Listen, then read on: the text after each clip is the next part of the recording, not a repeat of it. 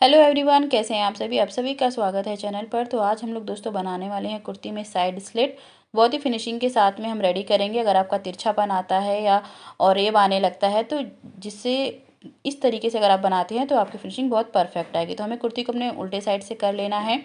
और सबसे पहले हमें देखिए मोहरी के पास देख लेना है, इसको हाफ करेंगे हम। जितना आपकी मोहरी हो उसका आधे पे निशान लगा लीजिए। फिर आपको यहाँ पे चेस्ट का जो है हाफ कर लेना है। जितना आपका चेस्ट हो उसके आधे पर आपको निशान लगाना है, या तो आपने जितनी मार्जिन ले रखी है आप उतने पर भी यहाँ पे निशान लगा सकते हैं, 1.5 इंच या तो 2 इंच। तो जितनी आपकी मार्जिन हो उसी पे आपको यहाँ पे देखिए लाइन ड्रॉ कर लेनी है। और फिर आपको यहाँ पे ऐसे दोनों ही पार्ट को बराबर से रखना है। फिर आपको जो है चेस्ट का हाफ करना है, कमर का हाफ करना है और हिप का हाफ करना है यहाँ पे। तो ये देखिए, अगर आप ऐसे देखना चाहते हैं तो आप यहाँ पे कमर ले सकते हैं 13 इंच पर, क्योंकि हमने हाफ इंच ऊपर भी स्टिच करके रखा हुआ है। और जो हिप हम ले रहे हैं यहाँ पे ले रहे हैं 21 इंच पे। आप मैक्सिमम 22 इंच पर ले सकते हैं। तो इस तरीके से हमें यहाँ पे कमर और हिप देख लेनी है, अगर आपने निशान नहीं लगाया हुआ है। और अगर निशान है तो आप वहीं पर कीजिएगा। तो मैं आपको एक बार बताना चाह रही थी, इसलिए मैंने इस तरीके से आपको समझा दिया। आपको चेस्ट देखना है, चेस्ट का आपको हाफ पे निशान लगा लेना है। जितना आपका चेस्ट है उसका आधा लीजिए। और कमर वाले निशान पे देखिए, कमर का आपको हाफ कर लेना है। तो कमर का हाफ, बाकी जो एक्स्ट्रा पार्ट है वहाँ पे हम ऐसे निशान लगा देंगे, ताकि हम इसी निशान से हमें देना है शेप। और इसी तरीके से आप हिप का भी आपको हाफ कर लेना है, क्योंकि हमने इसको दो लेयर में रखा हुआ है फैब्रिक को, बैक और फ्रंट में। तो आपको हिप का भी हाफ कर लेना है। तो यहाँ पे हिप के आधे पे हमें निशान लगा लेना है। और हिप के नीचे अब हमें दोस्तों ऊपर पहले यहाँ पे हमें कमर में ऐसे शेप दे देना है, हल्का सा राउंड करते हुए चेस्ट लाइन में ऊपर मिला देना है। और फिर उसके बाद में जितना आपने मार्जिन लिया है 1.5 इंच या 2 इंच पे, आपको ऐसे सीधे सीधे पूरा नीचे बॉटम में सीधी लाइन ड्रॉ करनी है। आप यहाँ पे स्केल से भी लाइन ड्रॉ कर सकते हैं। तो इस तरीके से हमें पूरा जो है बॉटम से लेके स्लीव की और नीचे बॉटम तक पूरा हमें निशान लगा लेना होता है। इसके बाद में अब हमें करनी है सिलाई। तो यहाँ पे हम साथ ही साथ फिटिंग की भी सिलाई करेंगे और स्लिट भी तैयार करेंगे।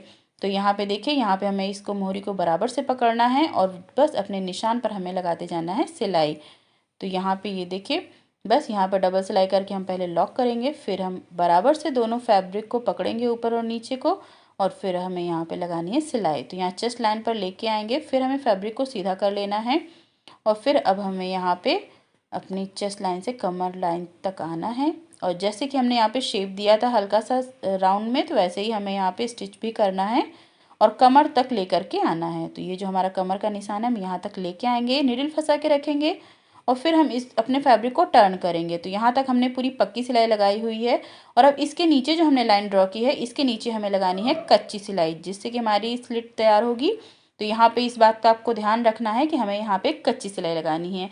तो ये एक बहुत ही छोटी सी ट्रिक है, जिसके थ्रू आप जो है बहुत ही फिनिशिंग के साथ में अपनी स्लिट तैयार कर सकते हैं और कोई तिरछापन या औरेपन नहीं आएगा। तो ऐसे आपको पूरा बॉटम तक सिलाई लगा लेनी है सीधी सीधी।